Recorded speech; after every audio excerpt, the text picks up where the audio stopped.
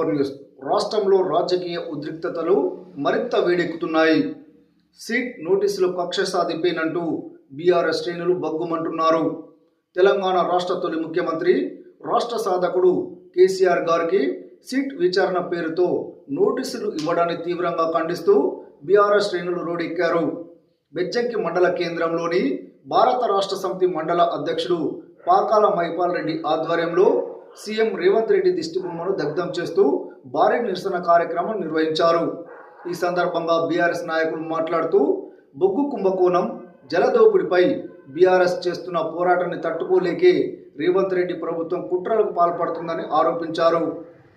అక్రమ కేసులు వెంటనే అక్రమ కేసులు వెంటనే ఖబర్దార్ ఖబర్దార్ ఖబర్దార్ ఖబర్దార్ ఖబర్దార్ ఖబర్దార్ ఖబర్దార్ ఖబర్దార్ అక్రమ కేసులు వెంటనే అక్రమ కేసులు వెంటనే అక్రమ కేసులు వెంటనే. జై తెలంగాణ జై తెలంగాణ జై తెలంగాణ జై తెలంగాణ. రేవంత్ రెడ్డి రేవంత్ రెడ్డి రేవంత్ రెడ్డి రేవంత్ రెడ్డి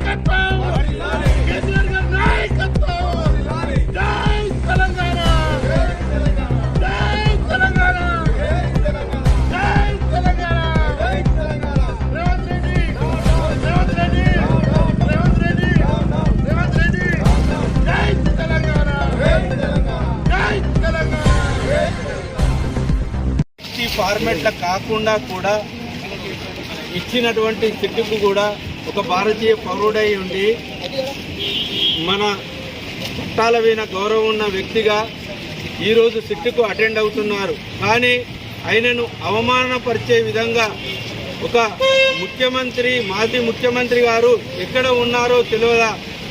గతంలో పొన్నం ప్రభాకర్ గారు పోయిర్రు మంత్రివారిలో, మన లేటెస్ట్గా మన సురేఖ మరియు సీతక్క గారు కూడా వెళ్ళి అవమానించారు. మన సమ్మక్క సారక్క జాతరకు రావాలని రాష్ట్రంలో ఉన్న ప్రజలందరికీ తెలుసు. ఫామ్ హౌస్లో ఉంటాడని తెలుసు.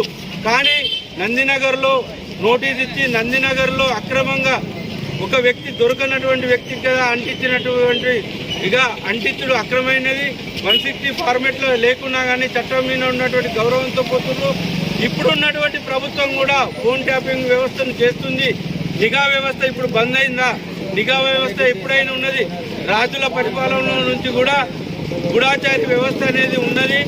ఇప్పుడు ఒక భారతదేశంలో కాదు, ఇంటెలిజెంట్ వ్యవస్థ అనేది ప్రపంచంలో వివిధ దేశాల్లో కూడా నిఘా వ్యవస్థ అనేది పనిచేస్తుంది.